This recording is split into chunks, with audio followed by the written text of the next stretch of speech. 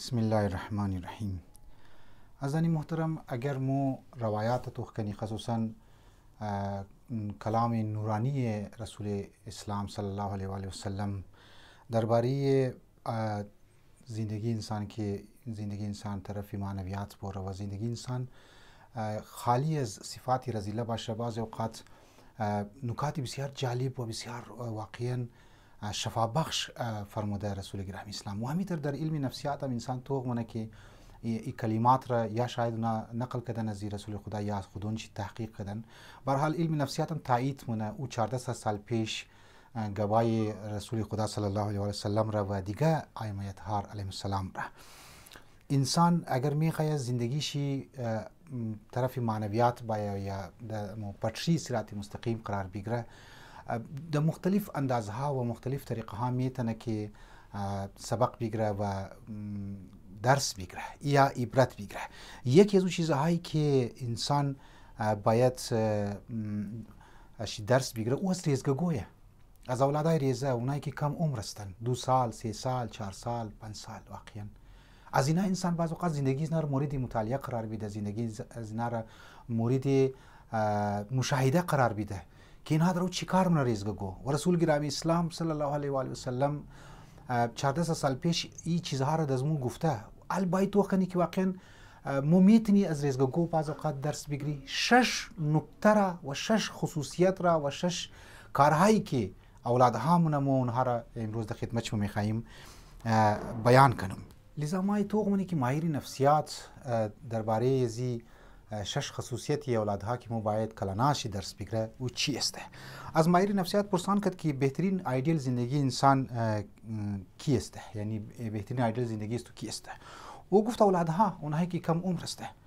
او سوال والا پرسان کرد که اولادها خو یه چیز نمیفهمه، اونا چطور ایدئال از مو شده میتونه. گفت سخت اشتباه هستی، اونها بسیار چیزها را میفهمه. مو باید از اونها که درس بگیری و 6 خصوصیت داره که ما میخوایم در خدمت شما بیان کنم. یک، اولادها همیشه خوشحال هستن، بدون دلیل خوشحال خود نگاه میلن. یعنی ایتنی است که همیشه در تنشن باشه، ایتنی است که همیشه در پریشان حال باشه. به هر حال انسان را که پیر منزود او پریشانی است، او تنشن است، او استرس است، او بره ریزه ریزه گبها است، اونا را کلان جور کدو بریز خود است و خود تنشن دادو است. ای اولادهای کار نمونه، بدون دلیل واقعا خوشحال هستن. یک، همیشه دیگو کار مشغول است. دویمه خصوصیت چی؟ همیشه دیگو کار مشغول است. آیا مو شما دیگو کار مشغول هستیم؟ آیا جوانهای عزیز شما لبی ترد گنته های خو ضایع مونین؟ آیا گنته های خو برای فیسبوک است ضایع مونین؟ آیا گنته ها برای اینستاگرام و تیک توک و غیره وقت های خو ضایع مونین؟ ایرا نمیگه که به مشغول بودن به یگو کار. شما تو که اولادها به یگو کار مشغول است، یگو چیز جور مونه، کد کیلونه بازی مونه. موشمو نه یکی کد کیلونه بازی کنی، موشمو درس گرفته میتونی که زندگی بسیار مختصر است. خصوصا در این پیچیده حالت که موشمو زندگی مونی باید طرفش توجه کنیم که مو کدام طرف رایی است و حتما باید مو مشغول باشی دیگو کار.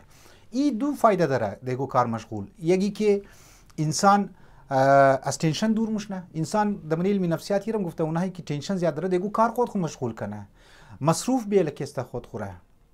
اگر انسان مصروف اشت کر خود خوره، انسان بیزی اشت، تنشن نزدیکش نمایه. یک. 2، انسان برای هدف خو واقعا باید مسلسل دیگو کار مشغول باشه، وقت خود صرف کنه که دزو مقصد و هدف خو برسه. اگر انسان هدف داره، اگر انسان گو تارگت داره، و الا اگر انسان هایی که تارگت نداره، هدف نداره، اونا رو ما گپ نمیتونم بگم.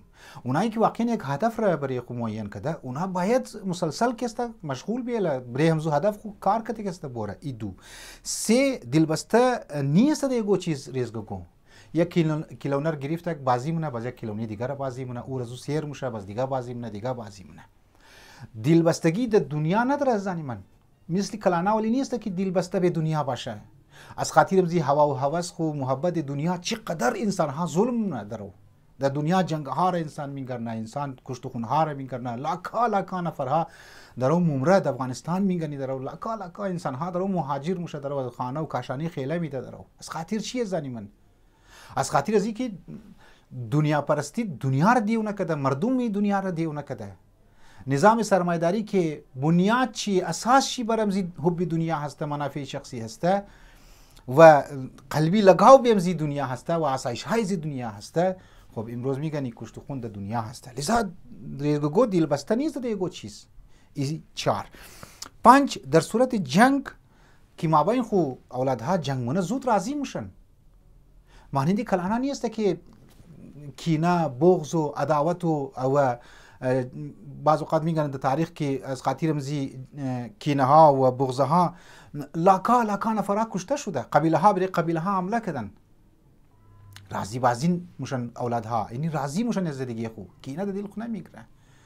2 نفر دوست میگن که 20 سال 30 سال کدک جای بود از خاطر یک معمولی چیز اینقدر کلان کینه که در دل خو جور منازوات طرف شکل یک دیگه خور که نمیله که توخ کنن، یعنی راضی نیست که توخ کنه. ای 5. 6 بی‌راحتی که است گریه مونه. بی‌راحتی که است گریه مونه زنی من. البته بخشی ای 5 نکته بود. بی‌راحتی گریه مونه. قساوت قلبی نداره. ما یک جایی که است مصیبت میخواندم، روزه میخواندم، مردم گور توغ میکرد طرف آدم. بابا چرا طرف گور توغ منی درو مصیبت درو خواندم شه، باید سر خوره که است باید تا کنی. لذا در اموتر در باری پروردگار علم، در نماز و در عبادات و انسان باید اشک از چشمش جاریش نه بیز آسانی مثل ریزگو گوولی. لیکن مو شما اینقدر ظلم ها کده، اینقدر حق مردم را خورده، اینقدر که است گناه ها کده، قلب از مو نرم نیست از زنی من. مو گیری از چشمه های از مو و دیده های از مو بر نموشه ده آسانی. یک آخرین نکته ای که فراموش کردم او یکی اصرار بر خواستن یکو چیز است. ریزگو اصرار منن مصیر استن دنبال یک کار خواست. اگر گو کلونه را خواست میگه مر باید بدی. مو هم اگر هدف خور معین منی، مو هم اگر میخوای گو جای برسی باید استقامت باید داشته باشی، مستقل مزاج باید باشی، اصرار بر همزو چیز داشته باشی، اصرار داشته باشی که مو چیز دست مو برسه. این بسیار ضروریه. اگر انسان منیش مستقل مزاجی نباشه، گاهی یک فیلد میگیره، گاهی یک فیلد میگیره، گاهی یک گو کاروبار میگیره، گاهی دو کاروبار میگیره. انسان اگر تارگت چی معین باشه، معلوم باشه، پس او یکی دمزو هدف خود، دمزو مقصد خود باید مسیر باید باشه. امیدوار هستم که ما از این نکاتی که در خدمت شما گفتم سبق گرفته باشی و از ریزگو مو درس گرفته باشی. و السلام علیکم و رحمت الله و برکاته.